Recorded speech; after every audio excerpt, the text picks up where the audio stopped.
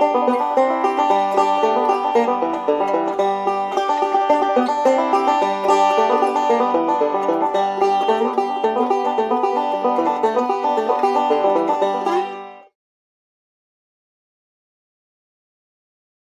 guys, welcome back to Farmacy Friday. Today we're going to be talking about Echinacea.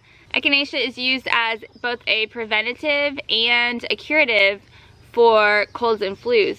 It boosts the immune system for short periods of time. It's not something that you want to take for weeks and weeks on end, and it's not going to make you better the longer that you take it. What it does is creates a boost of immunity when you need it quickly, and it will help you kind of build like a wall to protect your immune system when everybody around you is fighting off colds and flus and sore throats. It really helps you to fight off those germs that are going around in close proximity to you. I've taken Echinacea when all of my kids had the stomach flu, and I've not gotten it even in the middle of cleaning up after them and being right there with them. You know how kids are when they're sick, they're very snuggly, and all they want to do, it seems like, is lay around on you. And I have taken it in the middle of all that, and I've not gotten sick, and I really think that that is credited to just what a powerhouse Echinacea is for boosting my immune system. And it will help you lessen the severity and the length of time that you have these sicknesses if you are already coming down with a cold or something like that. It can be taken as a tea.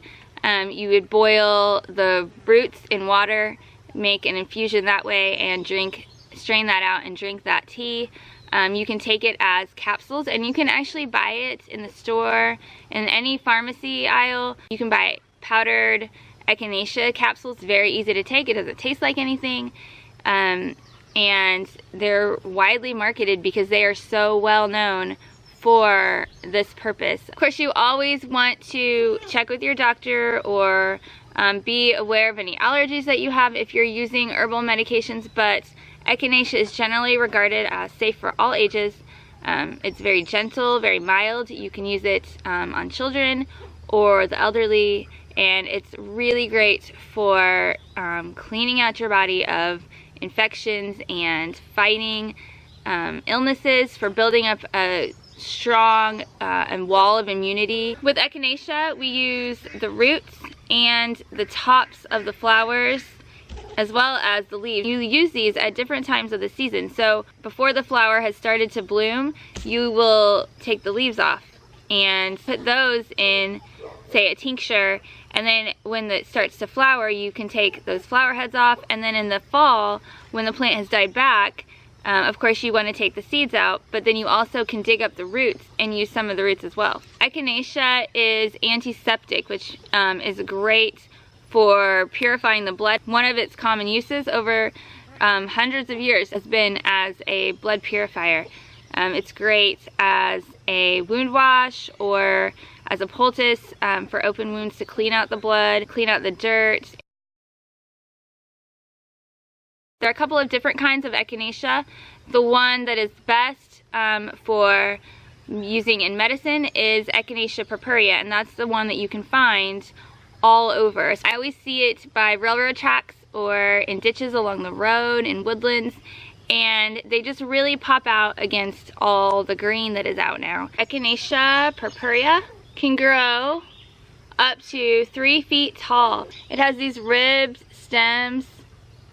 The ribs go all the way down. You can feel them. They're kind of cornered. And then it has an orangish cone in the middle. This one's flat because it's a new flower, but when they get mature and the petals get longer, they droop down, and this develops into kind of a cone shape, and it's really dark orange, kind of greenish. Kind of looks like a birdie in a badminton game. A neat little piece of history about Echinacea is that its name comes from the Greek word echinos, meaning hedgehog, and that has to do with the spiky cone in the middle of the flower. The leaves are called lanceolate leaves because they are the shape of a lance or a sword, taper off into a real sharp point. And then it has these ribs, 1, 2, 3, that go The middle one goes all the way to the top. The other ones taper off.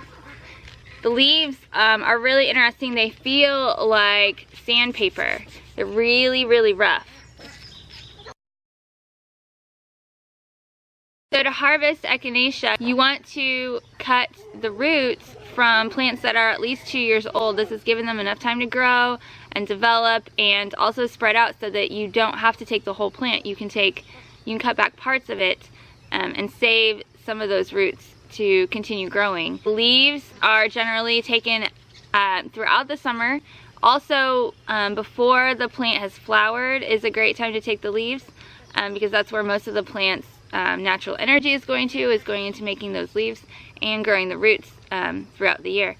And then when the plant has started to flower is when you want to cut off those flower tops. I'm going to show you how to make an Echinacea tincture today. It's a really simple process. It does take a while, so if you can find Echinacea where you are now, you might want to start collecting that, and then in the fall when cold and flu season comes around, you'll be ready to be able to take that to help yourself get better. Tinctures are when you infuse, so to speak, part of the plant in alcohol, glycerin, or vinegar. Alcohol works the best. It is absorbed into your bloodstream the easiest and the quickest. But some people don't like to use alcohol, and that's fine. You can use glycerin, which is sweeter and it's easier for kids to take, although it's not as strong.